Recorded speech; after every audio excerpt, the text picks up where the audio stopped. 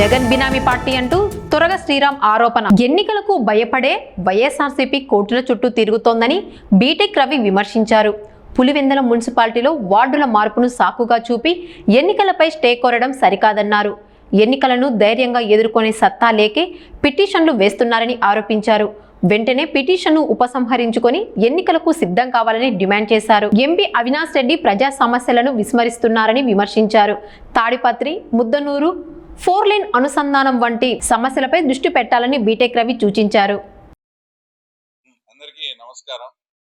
తర్వాత ముఖ్యంగా అంటే పులివెందుల పట్టణ ప్రజలు అంటే మున్సిపాలిటీకి సంబంధించిన ప్రజలు కానీ ఓటర్స్ కానీ తెలుసుకోవాల్సిన విషయం ఒకటి ఉంది. ఈ మధ్య ఒక 2 వారాల కిందట 3 వారాల కిందట సాక్షాత్తు వైఎస్ఆర్సీపీ పార్టీకి చెందిన ఒక మాజీ కౌన్సిలర్, అతని పేరు కోడిగుడ్ల రమణ, తుపాకుల వెంకటరమణ ఏదో అంటారు, అతని పేరుతో ఈ మున్సిపల్ ఎన్నికలో అంటే ఈ వార్డులను అటు ఇటు చేంజ్ చేయడము, 33 నుంచి 40 వార్డులకు చేంజ్ చేయడము, దాంట్లో ఓటర్లను అటు ఇటు చేసి మాకు చాలా ఇబ్బంది. ఆ తర్వాత కాబట్టి ఈ ప్రక్రియ అంతా సజావుగా జరగట్లేదు. ఆ తర్వాత కాబట్టి తన మున్సిపాలిటీ ఎన్నిక మీద స్టే విధించాలని చెప్పి సాక్షాత్ హైకోర్టుకు వెళ్ళడం జరిగింది. దాని ప్రకారంగా నోటీసులు కూడా అంటే ఇక్కడ ఉండే మున్సిపల్ శాఖకు కూడా వచ్చింది. అంటే ఇంకా ఇంతకన్నా మేమేందో వయస్సు వాళ్ళము, మున్సిపాలిటీ పుట్టినాల నుంచి మేమే ఉన్నాము, అంతకుముందు రాజారెడ్డి కాలం నుంచి సర్పంచ్ ఉన్నామని ఆమె డబ్బా వాయించుకునే మీరు ఈరోజు 40 వార్డులలో ఆ వార్డులో వాళ్ళు ఈ వార్డులోకి, ఒకవేళ ఈ వార్డులో వాళ్ళు ఆ వార్డులోకి ఏదైనా పోతారనుకో సపోజ్, అంటే అక్కడ పులివెందుల పట్టణ ప్రజలే, ఇక్కడ పులివెందుల పట్టణ ప్రజలే కదా. అంటే ఏమన్నా పశ్చిమ బెంగాల్లోకి వచ్చినట్టు బంగ్లాదేశ్ నుంచి ఏమన్నా రోహింగ్యాలు వచ్చి ఇక్కడ మేము ఏమన్నా ఓటర్లుగా చేర్చానమా? ఈ మాత్రం దానికి భయపడి హైకోర్టుకు పోయి ఆ తర్వాత దాన్ని స్టే అడిగే అవకాశం తీసుకున్నారు. ఒకవేళ నిన్న మా ముఖ్యమంత్రి గారు ప్రత్యక్ష ఎలక్షన్ అని కూడా చెప్పడం జరిగింది. మేము సరేలేది ముందు వార్డులది పోయినాంలే, ఇప్పుడు అని అదైనా మీరు అంటారు. ఎస్, ఇప్పుడు ప్రత్యక్ష ఎన్నికకు చంద్రబాబు నాయుడు గారు ఇచ్చారు కదా, ఇంకా వార్డులతో ఆ వార్డులు వేయచ్చు, ఈ వార్డులతో పని లేనప్పుడు తర్వాత మీరు మీ పిటిషన్ ఈ రోజు విత్డ్రా చేసుకోమని డిమాండ్ చేస్తాను. మీరు హైకోర్టుకు వార్డులు చేంజ్ చేసినారు, ఆ ఓటర్లు ఈ ఓటర్లు ఇంత భయపడే ఒక ఎలక్షన్ ఫేస్ చేసే ఒక ఎలక్షన్ ఎదుర్కోలేక, అది మున్సిపాలిటీ ఎలక్షన్ లో మీరేందో పెద్ద పుడింగులు ఒకటి ఏందో సినిమా ఉంది చూడు అసెంబ్లీ రౌడీలో, ఆ పన్ని భాష కూల్ డ్రింక్, భాష ఈ షాపు, భాష రేషన్ షాప్ అని పెట్టుకుంటే మోహన్ బాబు పోతాడు. వేంద్రా భాష అంటే పెద్ద పుడింగ్ అనుకునేవా, పిచ్చిముండా మాదిరి డోలు కొట్టుకుంటాను అన్నట్టు. వయస్సు అంటే ఏందో పెద్ద ఇది మున్సిపాలిటీ ఎన్నాళ్ళ నుంచి వచ్చినా మీరే ఇది అనుకుంటే, మీరు ఒక ఎలక్షన్ ఎదుర్కోలేక హైకోర్టుకు పోవడం ఏంది? అంటే మీరు నైతికంగా మీ పరాజయాన్ని మీరే ఒప్పుకున్నట్టు, తర్వాత నైతికంగా మేమే విజయం సాధించినట్టు కాదా చెప్పండి? మీరేంది ఎలక్షన్ ఆపమని పులివెందుల్లో ఉండి, అది కూడా మున్సిపాలిటీ నిన్న దాదాపు 10 నుంచి 12,000 వచ్చినాయి వాళ్ళకు, ఇది ఓన్లీ మున్సిపాలిటీ పరిధిలో. ఒకవేళ మార్చేందో 40 వార్డు ఇట్లా వాళ్ళు అట్లా ఒకవేళ ఏదన్నా వాళ్ళ నామ్స్ ప్రకారం చేసిండొచ్చేమో, దాని గురించి అయ్యేందో అవకతవకలు జరిగినాయని దాన్ని చుట్టు పెట్టి మున్సిపల్ ఎన్నికే జరగకూడదని కోర్టుకు పోయినారంటే మీరు ఎలక్షన్ ఎదుర్కొనే దమ్ము ధైర్యం లేకనే ఆ తర్వాత ఈ పని చేశారని తర్వాత ఈ సందర్భంగా మీకు తెలియజేస్తాను. తర్వాత నిన్న ఆయన మాట్లాడుతూ, ఆయన 3 సార్లు ఎంపీ అయినాడు, మరి ఆయన ఏం మాట్లాడతాడో ఏమో. ఆ తర్వాత మళ్ళా నన్ను అది మధ్య లేనోడు బుద్ధి లేనోడు ఏదో మాట్లాడినాడు. సరేలే, నువ్వు అంటే 3 సార్లు ఎంపీ కాబట్టి నేను పడతాలేను అన్నా కూడా. ఆయన ఏం మాట్లాడుతున్నాడు, డిగ్రీకి వెళ్ళే స్టూడెంట్స్ ఇట్లా చేయడం తప్ప అని. ఇప్పుడు మీరు ఒక తప్పు పని చేశారు, మర్యాదగా తప్పు ఒప్పుకోవడమో లేదంటే సైలెంట్ గా ఉంటే మేము దాని గురించి పట్టించుకోవడం లేదు కదా. తర్వాత ఇప్పుడు నలంద స్కూళ్ళు డిగ్రీ విద్యార్థుల, తపస్య దాంట్లో కాలేజ్ వాళ్ళు అది ఇంటర్మీడియట్ వల్ల డిగ్రీ విద్యార్థుల వాళ్ళు. ఈయన అప్పుడే డిగ్రీ విద్యార్థులంట, వాళ్ళు సిబిఐ ఎంక్వైరీకి వేయాలంట, సిబిఐ ఎంక్వైరీలో ఈయన రాజీనామా చేయాలంట, అది మంచి కార్యక్రమం అంట అది. ఆ తర్వాత ఇదే ఊర్లో నారాయణ సంస్థ కాలేజ్ వాళ్ళు 10th క్లాస్ పిల్లల వాళ్ళు ఇంటర్మీడియట్ విద్యార్థుల. తర్వాత వాళ్ళందరినీ కూడా ఆ తర్వాత తీసుకుపోయినారు కదా. ఇంకా అంతెందుకు, ఆ తర్వాత మా పట్టణ మా భాష కూతురు మా రంగాపురం సంజీవ్ కూతురు కూడా స్వచ్ఛందంగా పోయినట్టేనా? ఏందో మాట్లాడితే మళ్ళా మాకు మతి లేదంటాడు. మరి అది ఏదన్నా ఒక మంచి కార్యక్రమానికో ఫీజు రియంబర్స్మెంట్ గురించి చెప్పినాడు. ఫీజు రియంబర్స్మెంట్ బకాయిలు సరిగా చెల్లించకపోయినప్పుడు నువ్వు ధర్నా చేస్తా ఉంటే ఆ కార్యక్రమానికి ఒకవేళ పోయినారంటే కొంచెం అర్థమన్నా ఉంటుంది. మీరు చేసింది ఒక తప్పుడు పని లేని ఆపాదించేదానికి ఆ తర్వాత వాళ్ళు డిగ్రీ విద్యార్థులంట ఇప్పుడు భవిష్యత్తులో వాళ్ళు డిఎస్సి రాస్తారంట వాళ్ళకి లేదా అని మాట్లాడతాడు. మళ్ళీ నాకు మధ్య లేదంట. తర్వాత నేను ఆకు రౌడీ తర్వాత వీధి రౌడీ మాదిరి ప్రవర్తించినాడు ఆయన మాట్లాడతాడు ఆ రకంగా. ఈ పిల్లలు అనేవాళ్ళు అసలు మీకు ఆయనకు ఒకవేళ 3 సార్లు ఎంపీ అయినచ్చు. బిఎన్ఎస్ చట్టం 317/1/B అంటే భారతీయ న్యాయ సంహిత చట్ట ప్రకారం తల్లిదండ్రులకు కళాశాల యాజమాన్యానికి సంబంధం లేకుండా వాళ్ళ అనుమతి లేకుండా ఇట్లా పిల్లలను రాజకీయ కార్యకలాపాలకు కానీ మీ సొంత ప్రయోజనాలకు వాడితే అది కిడ్నాప్ కిందికి వచ్చి దానికి 7 ఏళ్ల జైలు శిక్ష. వీళ్ళకి బెయిల్ కూడా రాదు ఆ శిక్షను కనిపెడితే. అంతటి భయంకరమైన తప్పిదాన్ని ప్రతి ఒక్క తల్లిదండ్రులు మాకు అప్రిషియేట్ చేశారు. మీ పిల్లల్ని హైదరాబాద్ లో ఉండే పిల్లలను బిఆర్ఎస్ ధర్నా చేసి ఆ ధర్నాకు మీ ఎంపీ గారి పిల్లలు హైదరాబాద్ నుంచి తీసుకుపోయినప్పుడు అప్పుడు ఈ బాధ తర్వాత అప్పుడు అర్థమవుతుంది ఆమె. ఇప్పుడు కాదు. మాకు పద్ధతుల గురించి ఆ తర్వాత వాటి గురించి అవన్నీ చెప్తాడు.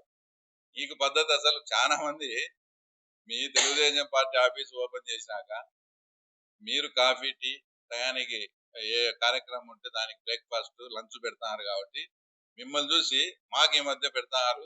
ఈ మధ్య ఏదో ధర్నా చేస్తే నాన్ వెజ్ కూడా పాలేటి కళ్యాణ మండపంలో పెడతారు అంటే ఇంకా పద్ధతులు ఇట్లాంటి చాలా నేర్పిస్తాంలే ఆ తర్వాత వాళ్ళకని కూడా ఆయనకు చెప్పడం జరుగుతుంది. అంటే మమ్మల్ని చూసి మీరు నేర్చుకున్నారు. లేదంటే ఏ బుద్ధన్నా ఆఫీస్ అంత దూరం పెట్టుకున్నారు. టీ నీళ్ళన్నా వస్తున్నారా మీరు? మేము ఇవన్నీ స్టార్ట్ చేసినాక మమ్మల్ని చూసి నేర్చుకుంటాను. ఆ పద్ధతులు మేము మీకు నేర్పుతాను. అది గుర్తు పెట్టుకోవాలా. ఆ తర్వాత ఇంకో ఇప్పుడు 3 సార్లు ఎంపీ అయినావు.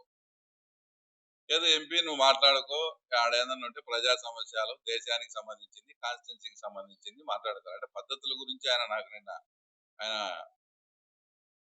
ఆయన ఏమన్నాడు, మతి లేనోడు బుద్ధి లేనోడు అంటే నీకు బాగా మంచి బుద్ధి అన్ని ఉంటే ఈయన 3 సార్లు పార్లమెంట్కి పంపిస్తే ఈయన పార్లమెంట్ లో మాట్లాడేది ఏంది? తనకు సంబంధించిన మున్సిపల్ చైర్మన్ చీఫ్ ఫామ్ పెట్టాడని దాని రేట్లు తగ్గినాయి నాటుకోడి రేట్లు పెరిగినాయని చెప్పి మాట్లాడతాడు అసలు పార్లమెంట్ లో. ఒక్కసారి నువ్వు ఏం మాట్లాడినావో నువ్వన్నా ఆలోచన చేసుకో. దాని గురించి ఎన్ని ట్రోల్స్ నీ మీద వచ్చినాయన్నా చూసుకో. అంటే మీ మున్సిపల్ చైర్మన్ చీఫ్ ఫామ్ పెడితే మటన్ రేట్లు పెరగాల లేదంటే నాటుకోడి రేటు ఇదే అంటే నిన్ను 3 సార్లు పార్లమెంట్ కి పంపిస్తే నువ్వు పార్లమెంట్ లో మాట్లాడేది నాటుకోళ్ళ గురించి. ఆ తర్వాత ఇది నాటుకోళ్లు పెంచేది కూడా సామాన్య రైతులే అనే విషయం కూడా ఈయన విస్మరించాడు. ఈయనకు బుద్ధి ఈయనది ఇది అట్లుంటది. కాబట్టి మేము ఫైనల్ గా ఇంకోటి మొన్న కూడా మాట్లాడినా, మీ పుట్టిన ఊరు మీ తాత మీ అబ్బగారు ఊరు బలపనూరు మీదుగా 4 లైన్ వేయాలనా? ఏడికి తాడిపత్రికి 4 లైన్ ఉంది. ముద్దునూరు టు తాడిపత్రి ఆ లైన్ కు లాయలాపురం నుంచి కలిపితే పులివెందుల ప్రజలకు చాలా మంది బాగుంటది. ఇంక ఈ నుంచి హైదరాబాద్ నువ్వు రోజు హైదరాబాద్ పోయేది కూడా ఆ రూటే పోవాలి. మీ తాతగారు ఊరు మీ అబ్బగారు ఊరు సొంత ఊరు. ఈ నుంచి బలపనూరు పోయేది 4 లైన్ అడగకుండా ఆల్రెడీ శాంక్షన్ ఎస్టిమేట్ అయిన ముద్దునూరు నుంచి కడపది అడుగుతాడు. ఈయనకు పులివెందుల ప్రజల పట్ల కానీ ఇది కానీ ఏం లేదు. ఫైనల్ గా మాకు బుద్ధి లేదన్నావు ఇంకోటి అన్నావు, సరే మేమైతే ఒప్పుకుంటాంలే సరేలే. కానీ నువ్వు మంచి బుద్ధి నీకు అన్ని ఉన్నాయి కాబట్టి ఈ రకంగా తల్లిదండ్రులకు తెలియకుండా వాళ్ళ పిల్ల ఇంతవరకు ఇంకా నేనేమనుకుంటానా ఎంపీ గారికి తెలియకుండా వాళ్ళ ఆ గ్యాంగ్ చేసినారేమో అనుకుంటానా. ఈయన స్వయంగా ఈయనే దానికి అతను మంచిదని సర్టిఫికెట్ ఇస్తాడు. కాబట్టి మీరు చేసింది 100% తప్పు. ఆ తర్వాత వచ్చి 100% తప్పు మీరు చేసింది. కాబట్టి ఇంకోటి నిన్న ఆయన ఏం మాట్లాడినాడు, లోకేష్ కు వ్యతిరేకంగా చేసి సిబిఐకి వేయాలంట. సాక్షాత్తు సిబిఐ నిన్ను ముద్దాయి అనేది తెచ్చే ఇంకా ఎందుక మళ్ళా మాటికి మన ఆయమను వాళ్ళ మదర్ అడ్డం పెట్టుకొని కర్నూలులో చేసిన రాద్ధాంత బందా చేసి అరెస్ట్ కాకుండా తప్పించుకునే నువ్వు సిబిఐ గురించి మాట్లాడతాడు.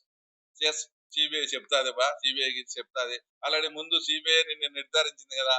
అంటే సిబిఐ మంచి సంస్థనే కదా నువ్వు చెప్పేది. సిబిఐ మంచి సంస్థ, సిబిఐ నిన్ను ముద్దాయిగా నిర్ధారించినప్పుడు మళ్ళీ కాదని ఎందుకు చెప్తాను? ఏదన్నా మాట్లాడేటప్పుడు ముందు వెనక ఆలోచించుకోవాలా. కాబట్టి నీకు మంచి బుద్ధి ఉంది, నువ్వు 3 సార్లు పార్లమెంట్ సభ్యుడు అయినావు, ఇట్లా తల్లిదండ్రులకు తెలియకుండా ఇట్లా చేయడం, తీసుకోవడం అనేది 100% తప్పు.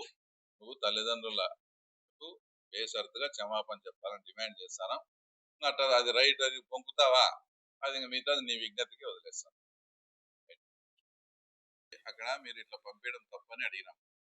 తప్పితే ఇప్పుడు వాళ్ళు ఈ కేసులు పెట్టాలా, ఇదంతా కాకముందే వాళ్ళు దాంట్లో వాయిస్ ఏమనుంది, మమ్మల్ని వచ్చి బెదిరించారు, మేము అందుకే పెట్టామని చెప్పాము. ఇప్పుడు వాళ్ళ విద్యా సంస్థల వాళ్ళు ఆటోమేటిక్ గా ఏమి ఇది కాలేదనుకో, వాళ్ళకి వాస్తవం కూడా జరిగకుంటే వాళ్ళ కళాశాలకి ప్రమాదం ఏర్పడే పరిస్థితి వస్తుంది. కాబట్టి వాళ్ళు ఆలోచన చేసుకుని జరిగినట్టు ఇస్తామని వాళ్ళు ఇచ్చుకున్నారు. దాంట్లో ఇదేముంది, అది పోయింది వాస్తవం కాదా? చిన్న పిల్లల్ని అడిగినా చెప్తారు. మా దాంట్లో మా సంజీవ్ కూతురు, మా భాష కూతురు ఉంది కదా, నలంద స్కూల్లోకి క్లాస్ రూమ్ వచ్చి జస్వంత్ అనే అతను, రామలక్ష్మణ్ అనే అతను, రేపు మీరు ఈ టైం నుంచి ఈ టైంకి రావాలా, అది ఇదని కూడా చెప్పినారు. ఇంకోటి ఎంపీ గారు నిన్న మాట్లాడినారు కదా, స్వచ్ఛందంగా వచ్చారని తెలిసినప్పుడు పిల్లలు నిజంగా మా గ్రేట్ ఎంపీ 3 సార్లు ఆయన పార్లమెంట్ సభ్యుడు, ఆయన ఒక ధర్నా చేస్తా అంటే మేము ఆ ధర్నాకు పోవాలని ఇంటికాడనే చెప్పి మామూలు డ్రెస్సులో వస్తారు. ఎవరైనా స్కూల్ యూనిఫామ్లో వస్తారా చెప్పండి? ఏదైనా మాట్లాడితే మళ్ళీ నాకు బుద్ధి లేదంటాడు ఆయన, అది వేరే విషయం. కళాశాల యజమానులు ఆడ ఏం జరిగితే అదే రిపోర్ట్ ఇచ్చినారు తప్ప ఇంకోటి ఈ పులివెందుల్లో ఈ వైఎస్ వాళ్ళు అడ్డా అని చెప్పుకుంటే ఈడ మేము చెప్తే కేసులు పెడతారా?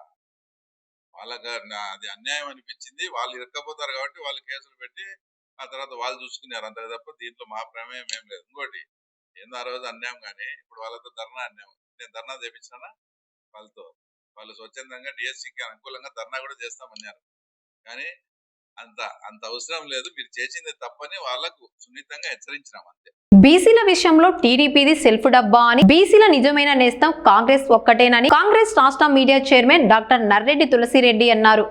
బీసీలపై టీడీపీకి చిత్తశుద్ధి ఉంటే చంద్రబాబు స్థానంలో బీసీ అభ్యర్థిని ముఖ్యమంత్రిని చేయాలని వేంపల్లిలో నిర్వహించిన మీడియా సమావేశంలో సవాల్ విసిరారు. బీసీల విషయంలో తెలుగుదేశం పార్టీ సొంత డబ్బా వాయించుకోవడం, సెల్ఫ్ డబ్బా కొట్టుకోవడం మరీ ఎక్కువైపోయింది.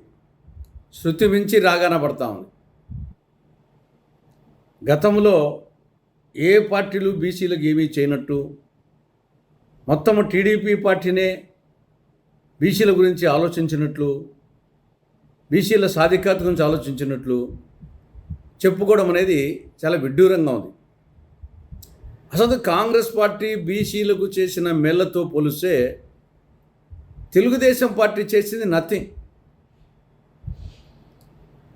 దాన్ని ఊరికనడం లేదు.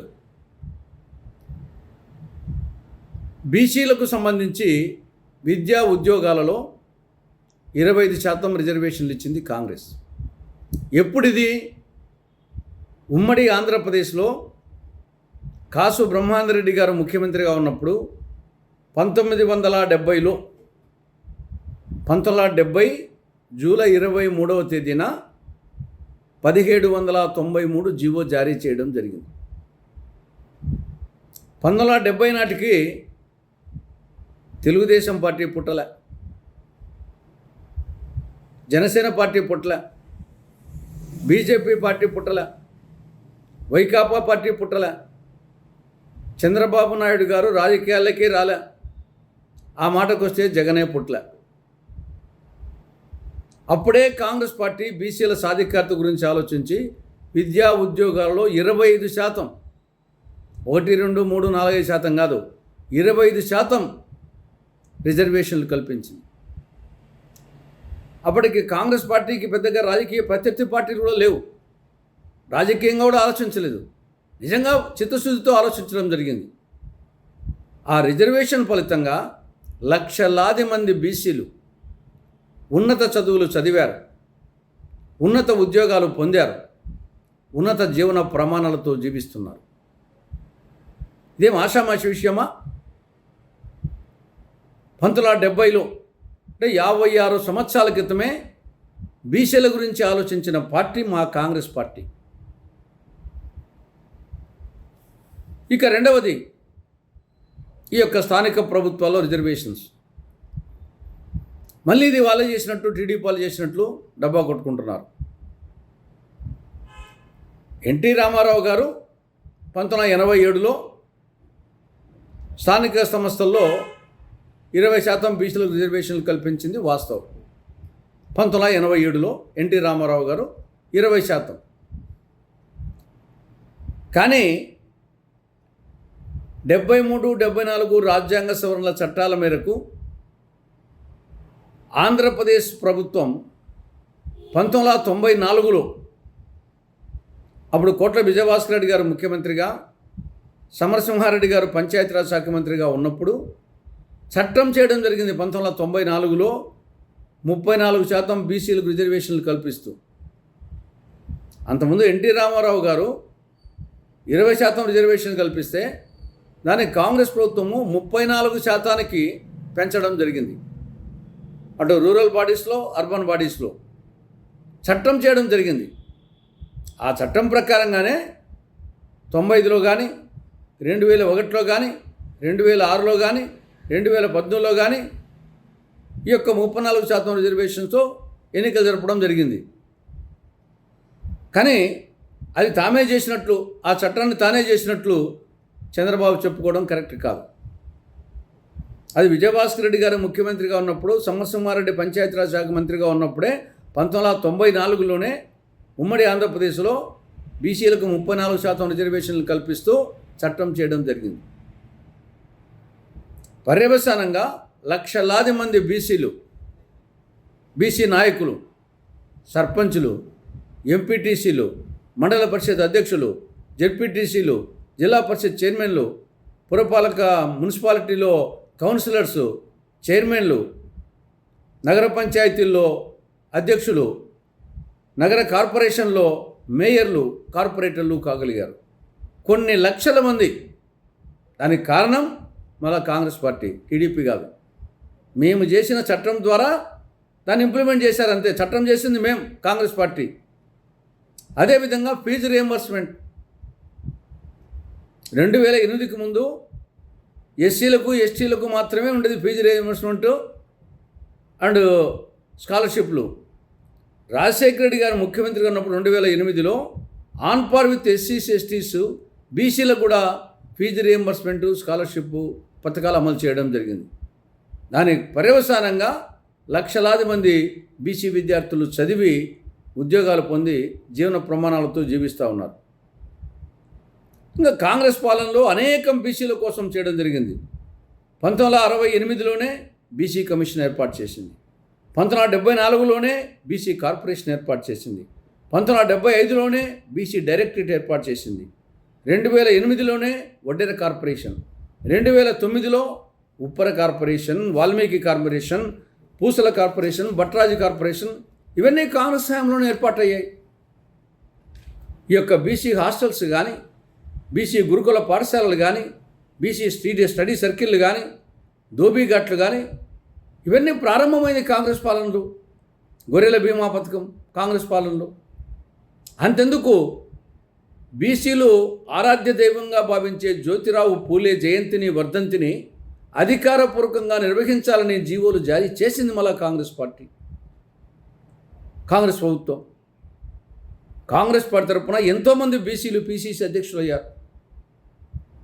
ఉమ్మడి ఆంధ్రప్రదేశ్లో విహెచ్ హనుమంతరావు, డి శ్రీనివాస్, కేశవరావు, బొత్స సత్యనారాయణ, విభజిత ఆంధ్రప్రదేశ్లో రఘువీరారెడ్డి, అటు తెలంగాణలో మహేష్ గౌడ్, ఇలా ఎంతోమంది బీసీలు పీసీసీ అధ్యక్షులు అయ్యారు. కాబట్టి ఇవన్నీ మర్చిపోయి ఏదో తాము మాత్రమే వచ్చేసి బీసీల ఛాంపియన్ అని చెప్పేసి టీడీపీ నాయకులు డబ్బా కొట్టుకోవడం ఇది ఏమాత్రం కరెక్ట్ కాదు. నిజంగా బీసీల పట్ల తెలుగుదేశం పార్టీకి చిత్తశుద్ధి ఉంటే సవాల్ విసురుతున్నాం. ఇమ్మీడియట్గా మీకు కావాల్సినంత బలం ఉంది. చంద్రబాబు స్థానంలో ఒక బీసీని ముఖ్యమంత్రి చేయండి. అచ్చెన్నాయుని చేస్తారా, ఇంగోరిని చేస్తారా, ఒక బీసీ నాయకుని చేయండి. మరి అంత సుత్తు కొట్టుకునే వాళ్ళైతే అది మాత్రం చేయరు. వాళ్ళ కుటుంబం నుండి బయటికి పోకూడదు. తర్వాత రెండో విషయం, ఈ యొక్క మున్సిపల్ చైర్మన్కు, కార్పొరేషన్ మేయర్కు ప్రత్యక్ష ఎన్నికల, పరోక్ష ఎన్నికల, విధులు, నిధులు, అధికారాలు లేనప్పుడు ఏ రాయితీని మీ పళ్ళు ఊడగొట్టుకునే దానికి ప్రత్యక్షమైతేనేమి పరోక్షమైతేమి ముందు విధులు నిధులు అధికారాలు బదలాయించాలని కాంగ్రెస్ పార్టీ డిమాండ్ చేస్తూ ఉంది. స్థానిక సంస్థల ఎన్నికల్లో బీసీలకు 34% రిజర్వేషన్లు అమలు చేస్తామని సీఎం చంద్రబాబు ప్రకటించడం హర్షణీయమని కర్నూలు జిల్లా టీడీపీ పార్లమెంట్ అధ్యక్షురాలు గుడిసె ఆదికృష్ణమ్మ అన్నారు. కర్నూలు టీడీపీ కార్యాలయంలో నిర్వహించిన మీడియా సమావేశంలో Bondili corporation chairman Vikram Singh, DCMA chairman Y Nageswararao Yadav, జిల్లా గ్రంథాలయ సంస్థ చైర్మన్ కె నాగేంద్ర, జిల్లా బీసీ అధ్యక్షుడు సత్రం రామకృష్ణుడు, రాష్ట్ర కార్యదర్శి కైప పద్మలతారెడ్డి తదితరులు పాల్గొన్నారు. అనంతరం విశ్వేశ్వర సర్కిల్లో స్వీట్లు పంపిణీ చేసి చంద్రబాబు చిత్రపటానికి పాలాభిషేకం నిర్వహించారు. మనం ఎన్నో హామీలు ఇచ్చి హామీలు ఏ విధంగా అమలు చేయాలనే లక్ష్యంతోన గౌరవ ముఖ్యమంత్రి వర్యులు శ్రీ నారా చంద్రబాబు నాయుడు గారు అయితేనేమి, అదేవిధంగా గౌరవ ఉప ముఖ్యమంత్రి వర్యులు శ్రీ పవన్ అన్న అయితేనేమి, గౌరవ మంత్రివర్యులు శ్రీ నారా లోకేష్ అన్న హామీలను ఏ విధంగా మనం నిలబెట్టుకోవాలి, ఇచ్చిన హామీలను అనే లక్ష్యంతోనే ఈరోజు పనిచేశారు. కాబట్టి బీసీలకు, ఈ రాష్ట్రంలో అత్యధిక సంఖ్యలో ఉన్నటువంటి బీసీలకు రాజ్యాధికారం కూడా కల్పించాలి అనే లక్ష్యంతోన 34% రిజర్వేషన్ కల్పించడం అనేది ఆషామాషిగా కాదు. ఇది నిజంగా ఇందాక మా సోదరులందరూ చెప్పినట్టు ఒక సువర్ణ అధ్యాయం. అత్యధిక సంఖ్యలో ఉన్నటువంటి బీసీలు కేవలం ఓటర్లుగానే కాకుండా వాళ్ళనే రాజ్యాధికారం వాళ్ళకు కూడా ఇవ్వాలి, కింది స్థాయి నుంచి పై స్థాయి వరకు కల్పించాలనే లక్ష్యంతోన ఈరోజు మా కూటమి ప్రభుత్వం పనిచేస్తుంది. ఈ బీసీలకు రిజర్వేషన్ కల్పించిందే మా చంద్రబాబు నాయుడు గారు, మా స్వర్గీయ నందమూరి తారక రామారావు గారు. ఆయన ఈ పార్టీ పెట్టకపోయింటే మేమందరం కూడా ఇక్కడ కూర్చొనిండే వాళ్ళం కాదు. ఈరోజు తెలుగుదేశం పార్టీ అంటేనే బీసీల పార్టీ, బీసీలు అంటేనే తెలుగుదేశం పార్టీకి ఎప్పుడూ వెనుక ఉంటారు. దాంట్లో భాగంగానే 1995లోన చంద్రబాబు నాయుడు గారు బీసీలకు మరింత రిజర్వేషన్లు కల్పించాలని ఆ రోజు 33% రిజర్వేషన్ కల్పించడం జరిగింది. కానీ జగన్మోహన్ రెడ్డి గారు వచ్చిన వెంటనే బీసీల వ్యతిరేకం ఎవరైనా ఉన్నారంటే ఒక్క జగన్మోహన్ రెడ్డి గారిని. ఆయన్ని ఎంత తక్కువ తిడితే అంత మంచిదని మేము ప్రతిరోజు అనుకుంటాం, కానీ ఆయన తిట్టాల్సిన పరిస్థితి వచ్చింది. ఎందుకంటే ఆయన చేసిన విధానాలు ఆ విధంగా ఉన్నాయి. 24%కి ఆయన బీసీలకు రిజర్వేషన్ని కిందకి దించి ఆ రోజు ఎలక్షన్కి వెళ్ళడం జరిగింది. కానీ ఎలక్షన్లోన 2024లోన హామీ ఇచ్చారు మా ఎన్డీఏ కూటమి తరపున 34% రిజర్వేషన్ మేము కల్పిస్తామని. నిన్న అసెంబ్లీ సాక్షిగా ఆ హామీని నిలబెట్టుకోవడం అనేది రాష్ట్రంలో ఉండే బీసీలు అందరికీ కూడా న్యాయం జరిగిందని చెప్పి ఈ సందర్భంగా మేము తెలియజేసుకుంటున్నాం. ఎందుకంటే బీసీలు ఎక్కువ ఉన్న రాజకీయంగా కానీ, సామాజికంగా కానీ, ఆర్థికంగా కానీ మేము చాలా వెనుకబడి ఉన్నాం. ఈ రిజర్వేషన్లు కల్పించడం వల్ల ఈరోజు రాజకీయంగా ఒక్కొక్క మెట్టు ఎదుగుతూ మేము పై స్థాయి వరకు వెళ్ళగలిగినామంటే అది కేవలం తెలుగుదేశం పార్టీతోనే సాధ్యమయ్యింది, సాధ్యం కాబోతుంది అని చెప్పి ఈ సందర్భంగా నేను తెలియజేసుకుంటాను. ఇక్కడ ఉన్నటువంటి అందరం కూడా తెలుగుదేశం పార్టీ పుట్టిన తర్వాతనే, తెలుగుదేశం పార్టీ వచ్చిన తర్వాతనే బడుగు బలహీన వర్గాలకి, బీసీలకు రాజకీయంలో అత్యున్నత గౌరవం పొందింది అని చెప్పి దాంట్లో భాగంగానే ఈరోజు రాజకీయ రిజర్వేషన్లే కాకుండా ఈరోజు ఏదైతే మా చంద్రబాబు నాయుడు గారు 2024 ఎలక్షన్లోన, అదేవిధంగా లోకేష్ అన్న ఏదైతే వడ్డెరకి గొప్ప అవకాశం, ఆ అవకాశాన్ని తప్పకుండా బీసీలు అందరం కూడా మేము ప్రజల్లోకి తీసుకెళ్తాము. అదేవిధంగా దళిత బిడ్డ అయినటువంటి వర్లరామయ్య గారు, ఈరోజు వర్లరామయ్య గారు పార్టీ ఆఫీసులో కూర్చొని పార్టీ విధి విధానాలు ప్రజల్లోకి తీసుకెళ్లడంలోన ముందున్నారు. అటువంటి వ్యక్తికి ఈరోజు ఎమ్మెల్సీ స్థానం కేటాయించడం అనేది ఆషామాషిగా కాదు.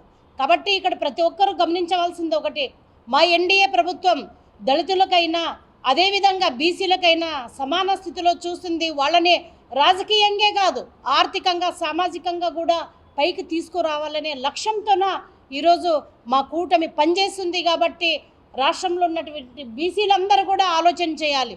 ఏ పార్టీ వెనకాల ఉంటే ఏ ప్రభుత్వం వెనకాల ఉంటే మనకు మంచి జరుగుతుంది, ఆ పార్టీ వెనకాల, ఆ ప్రభుత్వం వెనకాల మనం నిలుద్దాము అని చెప్పి ఒక బీసీ బిడ్డగా ఈరోజు నేను మీకందరికీ తెలియజేసుకుంటున్నాను. ఇదొకటే కాదు, బీసీలో ఒకటే కాదు, ఈరోజు మహిళలకు కూడా చట్టసభల్లో రిజర్వేషన్ కల్పించకపోయినా మేము మా పార్టీ పరంగా 33% రిజర్వేషన్ కల్పించిన ఘనత మా చంద్రబాబు నాయుడు గారిది, అదేవిధంగా మా నారా లోకేష్ అన్నది. కాబట్టి ప్రతి ఒక్కరం కూడా రాజకీయంగా ఏ విధంగా ముందుకెళ్ళాలి అంటే, ఏ పార్టీలో ఉంటే మనం రాజకీయంగా ముందుకెళ్తాం అనేది ప్రజలు కూడా తెలుసుకోవాల్సిన బాధ్యత మన అందరిపైన ఉంది. కాబట్టి రాబోయే స్థానిక సంస్థల ఎలక్షన్స్లోన తప్పకుండా ఈ రిజర్వేషన్ ఉపయోగించి ఎంతోమంది సర్పంచ్లు అవుతారు, అదేవిధంగా ఎంపీటీసీలు అవుతారు, జెడ్పీటీసీలు అవుతారు, అన్ని రకాలుగా అయితే మోదీ, చంద్రబాబు, పవన్ కళ్యాణ్ ప్రజా వ్యతిరేక విధానాలను అవలంబిస్తున్నారని సిపిఐ రాష్ట్ర కార్యదర్శి గుజ్జుల ఈశ్వరయ్య విమర్శించారు.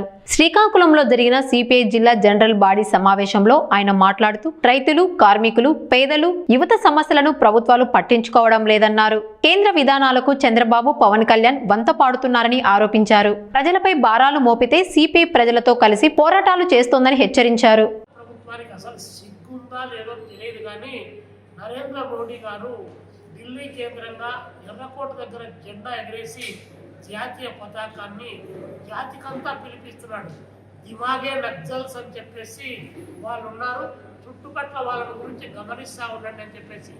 కరెక్టే, నాకు మెదడు ఉందని చెప్పి మీరు గుర్తించారు. అంటే మీరు భారత రాజ్యాంగాన్ని విధ్వంసం చేస్తే మాట్లాడకూడదు, ప్రజాస్వామ్యాన్ని అపహాస్యం చేస్తే మాట్లాడకూడదు, భారత రాజ్యాంగంలో ఉన్నటువంటి లౌకిక విధానానికి భంగం కలుగుతూ ఉంది అని చెప్తే మాట్లాడకూడదు, దేశ ఆర్థిక వ్యవస్థ విచ్ఛిన్నమైపోతుందంటే మాట్లాడకూడదు, దేశంలో ఉన్నటువంటి ఆర్థిక వనరులు, సహజ వనరులు కొల్లగొట్టి ఆదాని బదాని లాంటి వారికి కట్టబెడుతున్నామంటే మాట్లాడకూడదు.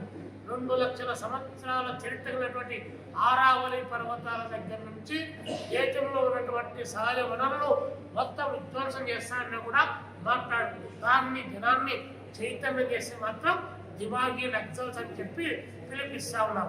ఎస్, మేము ఒప్పుకుంటా ఉన్నాం, మేము దిమాగి నక్సల్సే, మెదడు ఉన్నటువంటి వాళ్ళమే. నువ్వు ఆ మాట అన్న తర్వాత దేశంలో జస్ట్ ఓన్లీ 3 daysలో 2,60,000 మంది ఈరోజు 2,60,00,000 మంది ఈరోజు దానిపైన ఆన్లైన్లో వచ్చారంటే మరి ఈ ప్రభుత్వం పైన ఎంత పెద్ద ఎత్తున వ్యతిరేకత ఉందో నరేంద్ర మోడీ గారు గుర్తు పెట్టుకోమని చెప్పేసి మేము తెలియజేస్తున్నాం. ఒకవైపున సంపన్నుల యొక్క ఆస్తులను కోటాను కోట్ల రూపాయలు కూడబెట్టాను. దేశానికి నేను వచ్చిన తర్వాత ఈ దేశం చాలా బాగుపడుతుందని చెప్పినటువంటి ఈ ప్రధానమంత్రి గారు మరి మీరు వచ్చిన తర్వాత నౌకాశ్రయాలను, విమానాశ్రయాలను, రైల్వేలను, రోడ్లను, బ్యాంకులను, ఎల్ఐసీలను మొత్తం ఈరోజు ప్రైవేటీకరణ చేయడమే కాకుండా 200 లక్షల కోట్ల రూపాయలు అప్పు చేసి ఎఫ్ఆర్బిఎంకు వ్యతిరేకంగా అప్పు చేయకూడదన్నటువంటి నిబంధనలు ఉన్నా దాన్ని ఉల్లంఘించి 1,74,000 కోట్లు, 174 లక్షల కోట్ల రూపాయలు ఈ ప్రధానమంత్రి గారు ఈ 2026 నాటికి అప్పు చేశారు. ఈ అప్పులన్నీ ఈరోజు ప్రజలు కడతా ఉన్నారు. ప్రధానమంత్రి గారంటే అబౌధ రాజ్యాంగమా? అంటే ఆయన్ను ఎవరు ప్రశ్నించడానికి లేదా? మరి మీరు పిఎం స్కేర్ పేరుతో ఎన్ని లక్షల కోట్ల రూపాయలు నిధులు వచ్చాయో కరోనా రూపంలో ఈ దేశానికి చెప్పాల్సినటువంటి బాధ్యత లేదా? రామాలయాన్ని కడతామని చెప్పేసి ఎల్కే అద్వానీ గారు శిలాన్యాస్ పేరుతో ఆహ్వానించినప్పుడు వచ్చినటువంటి 1,400 కోట్ల రూపాయల డబ్బులు ఎక్కడికి పోయినాయో జవాబు చెప్పాల్సినటువంటి అవసరం లేదా? అదేవిధంగా నిన్న లేక మొన్న రామాలయంలో మేము శ్రీరామచంద్రునికి పవిత్రులం, మా తర్వాతనే ఈ దేశంలో శ్రీరామచంద్రుడు వచ్చాడు, అమిత్ షా పుట్టిన తర్వాతనే, నరేంద్ర మోడీ పుట్టిన తర్వాతనే, యోగి ఆదిత్యనాథ్ పుట్టిన తర్వాతనే ఈ దేశంలో శ్రీరామచంద్రుడు పూజించారని చెప్పేటువంటి మీరు 200 కోట్ల రూపాయలు డబ్బులు పోయాయి, బంగారు ఇటుకలు పోయాయి, ఎండి ఇటుకలు పోయాయి. ఎవరి బొక్కసంలోకి పోయాయి? ఎక్కడి నుంచి దొంగలు పడ్డారు? పాకిస్తాన్ నుంచి వచ్చారా? మిడిల్ ఈస్ట్ నుండి వచ్చారా, ఎర్ర కుక్కలు చైనా నుండి వచ్చాయా, ఎర్ర కుక్కలు రష్యా నుండి వచ్చాయా, లేకపోతే దేవుడి పేరు చెప్పి దేవుడు డబ్బులు బడా చోర్లైనటువంటి మీ అమిత్ షా, నరేంద్ర మోడీ, మీ యోగి ఆదిత్యనాథ్ ఆ డబ్బులు బొక్కలాడారా? ఈ దేశ జనానికి మీరు జవాబు చెప్పరా అని చెప్పి భారత కమ్యూనిస్ట్ పార్టీ సిపిఐగా మేము అడుగుతా ఉన్నాం. ఇక్కడ చంద్రబాబు గారు ఇక్కడే భోగాపురం ఎయిర్పోర్ట్ దగ్గరికి వచ్చి ఒకలమారి ఏడుపులు ఏడ్చి ఆయన పవన్ కళ్యాణ్ గారికి నరేంద్ర మోడీ గారిని అన్నారట. అందుకని కళ్ళల్లో నీళ్లు సుడులు తిరిగాయంట. అంచనారా నాగావళిని అనుసంధానం చేయకపోతే ఈయన కన్నులతో అనుసంధానం చేసినట్టు ఆయన బిల్డప్ ఇస్తా ఉన్నాడు. ఎందుకు ఏడ్చావయ్యా? 22 మంది విద్యార్థులు ప్రాణాల బలిదానం చేసుకున్నటువంటి నీటి విద్యార్థులు చచ్చిపోతే ఏడవలేదే? అక్కడ కర్నూలులో 20 మంది సజీవ దానం అయితే బస్సు యాక్సిడెంట్ లో ఏడవలేదే? ఇక్కడ విశాఖపట్నంలో ఉక్కు ఫ్యాక్టరీలో 28 మంది చచ్చిపోతే ఏడవలేదే? ఎంత వీళ్ళ ఎందరి ప్రాణాలు కదా, అప్పుడు మీ గుండె ద్రవించలేదా అని చెప్పి ఈయన అడుగుతారు. మళ్ళీ పైగా నరేంద్ర మోడీ గారి గురించి చంద్రబాబు నాయుడు గారు చాలా గట్టిగా మాట్లాడుతూ ఉన్నాడు, పొగుడుతా ఉన్నాడు. దేనికి పొగుడుతా ఉన్నారు? ఇప్పుడే చెప్పాం కదా, వంశధార నాగావళి నదులు అనుసంధానం చేయడానికి మీరేమన్నా ప్రధానమంత్రి గారితో మీరు మాట్లాడారా? లేకపోతే అక్కడ మన పక్కనటువంటి విజయనగరం జిల్లాలో ఉన్నటువంటి రబ్బర్ డ్యాము, అదేవిధంగా ఒరిస్సాకు కనుక్కున్నటువంటి తగు పైన మీరు మాట్లాడారా? లేదు, ఈ ప్రాంతంలో ఉన్నటువంటి అప్సోర్ ఏదైనా పూర్తి కావడానికి మీరు మాట్లాడారా? ఉత్తరాంధ్రకు ప్రత్యేక ప్యాకేజీ కావాలని చెప్పి మీరేమైనా మాట్లాడారా? అందుకోసం ఏడ్చింటే అయ్యో మా వాళ్ళు ఏడ్చారని చెప్పి మేము కూడా బాధపడిన వాళ్ళం. మీకు అభివృద్ధి పట్టలా. మీరంతా కేవలం బాబు గారిని నరేంద్ర మోడీ గారు పొగుడుతాడు, నరేంద్ర మోడీ గారిని బాబు గారు పొగుడుతారు, వీళ్ళిద్దరిని మన లోకేష్ బాబు గారు పొగుడుతారు, వీళ్ళ ముగ్గురిని పవన్ కళ్యాణ్ గారు పొగుడుతా ఉన్నారు తప్ప రాష్ట్రానికి ఏమొచ్చింది, ఏమి సాధించాం? ప్రత్యేక ప్యాకేజా, ప్రత్యేక హోదానా, లేకపోతే బుందేల్ఖండ్ తరహా ప్యాకేజ్ ఏమైనా ఈ ఉత్తరాంధ్రకు ఆ రాయలసీమకు ఏమైనా వచ్చిందా? మరి ఇలాంటి చేయకుండా మాది డబుల్ ఇంజన్ సర్కార్ అంటే డబుల్ ఇంజన్ సర్కారే. ఈ రాష్ట్రంలో డబుల్ ఇంజనే, అక్కడ ఒరిస్సాలో డబుల్ ఇంజనే, అక్కడ ఢిల్లీలో డబుల్ ఇంజనే. మరి ఆంధ్రప్రదేశ్ కు నీటి వనరుల్లో ఇక్కడ వివాదాలు, ఇక్కడున్నటువంటి నదీ జలాల మధ్య సమస్య ఉంటే మరి డబుల్ ఇంజన్ సర్కార్తో మాట్లాడి ఈ ప్రాంతాన్ని అభివృద్ధి చేయాల్సినటువంటి అవసరం లేదా అని చెప్పి ఈ చంద్రబాబు నాయుడు గారిని, ఈ లోకేష్ బాబు గారిని, ఈ పవన్ కళ్యాణ్ గారిని మేము అడుగుతా ఉన్నాం. అందుకనే ప్రజలకు పిలిపిస్తా ఉన్నాం. కేంద్రంలో రాష్ట్రంలో పరిపాలన విధానాల్లో మార్పు రావాలి. ఆ మార్పు కోసం బదలావో జరూరీ హై అని చెప్పి పిలిపించి ఢిల్లీలో సెప్టెంబర్ 1వ తారీఖు రామ్లీలా మైదానంలో ప్రజా యుద్ధాన్ని ప్రకటించబోతున్నాం. ఆ ప్రజా యుద్ధంలో శ్రీకాకుళ రైతాంగ పోరాటం నిర్వహించినటువంటి యోధులు పుట్టినటువంటి ఈ నేలతల్లి నుంచి అక్కడ ఢిల్లీ నగరానికి తరలి రమ్మని చెప్పి పిలుపునిస్తా ఉన్నాం. విజయసాయిరెడ్డి ఏర్పాటు చేయబోయే పార్టీ జగన్ బినామీ పార్టీనేనని జై ఆంధ్ర ఉద్యమ నాయకుడు రాజకీయ విశ్లేషకుడు తురగ శ్రీరామ్ ఆరోపించారు. ఇది ఆర్థిక నేరాలకు సంబంధించిన A1, A2 కలిసి ఆడుతున్న రాజకీయ నాటకమని విమర్శించారు. విజయసాయిరెడ్డి కొత్త పార్టీ ఏర్పాటుపై ప్రజలు అప్రమత్తంగా ఉండాలని ఆయన సూచించారు. విజయసాయిరెడ్డి A2 విజయసాయిరెడ్డి గారు ఒక రాజకీయ పార్టీ పెడతా అని చెప్పి అనౌన్స్మెంట్ చేస్తున్నారు. ఇంకెంతకన్నా పెద్ద జోక్ ఉండదు. ఇలాంటి ఆర్థిక నేరగాడు జగన్మోహన్ రెడ్డితో కలిసి A2గా ఉన్న ఒక ఆర్థిక నేరగాడు ఇప్పుడు మళ్ళీ ఇంకో పార్టీ పెడతాడు. ఒక ఆర్థిక నేరగాడు పార్టీ పెట్టాడు, ముఖ్యమంత్రి అయ్యాడు. ఆయన A1నే ముఖ్యమంత్రి అయితే నేను A2ని నేను ముఖ్యమంత్రి అవ్వకూడదా అని పాపం ఆశ ఉన్నట్టుంది దీనికి. అందువల్ల ఈయన ఇప్పుడు నేను పార్టీ పెడతానంటున్నాడు. ఇది అసలు ఒక రకంగా చెప్పాలంటే ఇది వైసీపీకి బి టీం కింద లెక్క. A2 గారు పెడుతున్న బి టీం ఇది. సో అందువల్ల దీన్ని అసలు ఎవరు పట్టించుకోవాల్సిన అవసరం లేదు. ఆంధ్రప్రదేశ్లో ప్రజలు ఎవరు విజయసాయిరెడ్డి గారి ఈ పార్టీ గురించి పట్టించుకోవాల్సిన అవసరం లేదు. ఎందుకంటే ఈయన వచ్చినా కూడా జగన్మోహన్ రెడ్డి గారి పరిపాలన ఎంత దారుణంగా ఉందో ఈయన ఒకవేళ ప్రజలు ఒకవేళ ఈయన ఆదరిస్తే కనుక ఈయన కూడా అలాగే చేస్తాడు. ఆర్థిక నేరాలు ఈయన రోజు చూశారుగా, రోజు ఈడీల చుట్టూ తిరుగుతుంటాడు, సిబిఐల చుట్టూ తిరుగుతుంటారు. ఎవరో ఒకళ్ళు ఈయన కోసం వెతుకుతూ ఉంటారు, పోలీసులు వెతుకుతూనే ఉంటారు రోజు. విజయసాయి రెడ్డి గారు ఎక్కడున్నారు, రెండు అని పిలుస్తూనే ఉంటారు పోలీసులు. సో ఇలాంటి వాళ్ళందరినీ కూడా, ఇలాంటి ఆర్థిక నేరస్తుల్ని కనుక ఆంధ్రప్రదేశ్ సమాజం ఎంకరేజ్ చేస్తే అంతకన్నా దారుణం ఉండదు. ఈయన ఆశ ఏంటంటే ఆ జగన్మోహన్ రెడ్డి గారికి ఎడిదిరిగి 11 సీట్లే వచ్చినాయి, ఇక ఆ పార్టీ పని అయిపోయింది. కాబట్టి ఏంటంటే అక్కడ అసంతృప్తులుగా ఉన్న వాళ్ళందరినీ కూడా పోగేసి, ఆ రాయలసీమలో కొంతమంది రెడ్లని, ఈ ఉత్తరాంధ్రలో కొంతమంది వైసీపీ మీద అసంతృప్తిగా ఉన్న వాళ్ళని, 2 సోదరులు ఉన్నారు, వాళ్ళిద్దరిని, ఇలా కొంతమందిని ఎక్కడెక్కడ అసంతృప్తులు ఎవరైతే ఉన్నారో వాళ్ళందరినీ పోగేసి వాళ్ళందరితో ఒక పార్టీ పెట్టి ఒక డ్రామా ఆడి కూటమి ప్రభుత్వాన్ని ఏదో రకంగా గద్దె దించాలంటే ఏం లేదు. అక్కడ ఈ జగన్మోహన్ రెడ్డి గారికి ఆల్టర్నేట్గా నేను ఉన్నానని చెప్తే కనుక కొన్ని ఓట్లు ఏమైనా వస్తాయేమో, ఆ విధంగా ఈ కూటమికి ఉన్న ఓట్లను చీల్చేసి జగన్మోహన్ రెడ్డి గారిని మళ్ళీ ముఖ్యమంత్రిని చేయడమే టార్గెట్గా ఈయన పనిచేస్తున్నట్టు కనిపిస్తోంది. దీని వెనకాలంతా జగన్మోహన్ రెడ్డి గారే ఉన్నట్టుగా అనిపిస్తోంది. ఎందుకంటే ఈయన ఆ మధ్య చెప్పాడు, నేను జగన్మోహన్ రెడ్డిని విమర్శించనని చెప్పి. అంటే ఏంటి, జగన్మోహన్ రెడ్డి ప్రోద్బలంతో, A1 ప్రోద్బలంతో A2 పెడుతున్న పార్టీ ఇది. అంటే A1ని ముఖ్యమంత్రిని చేయడానికి ఒకవేళ కుదరకపోతే కనుక తను అవకాశం దొరికితే తను, అంటే వాళ్ళల్లో వాళ్ళే, ఏదైనా కానీ వాళ్ళల్లో వాళ్ళే ఉండాలి రాష్ట్రంలో అధికారంలో. అందువల్ల ఈ కూటమి ప్రభుత్వాన్ని చీల్చడం కోసం పెడుతున్న పార్టీ తప్ప ఈ విజయసాయి రెడ్డి గారి పార్టీకి ఆంధ్రప్రదేశ్ రాష్ట్రంలో ఏమాత్రం విలువ లేదు. ఈ రాజకీయ పార్టీని ఆంధ్రప్రదేశ్ ప్రజలు పట్టించుకోవాల్సిన అవసరం కూడా లేదు. ఇది వాళ్ళ ప్రైమ్ బులెటిన్. చూస్తూనే ఉండండి KTV, ప్రతి వార్త ప్రజల పక్షం.